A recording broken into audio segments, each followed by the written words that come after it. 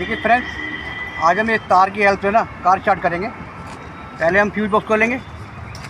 इस तरह इसके अंदर ये दे रखा है, ये देखिए, ये एसटी की रिले है, ये वाली। तो हम इसको यहाँ से निकालेंगे, इस तरह करके निकल गई सर। इसको लगाएंगे पॉजिटिव में इस तरह करके, और इस तार को लगाएंगे हम यहाँ पर। वो देखिए कार स्टार्ट हो गई है, उस एग्निशन ऑन होना चाहिए। Thank you sir.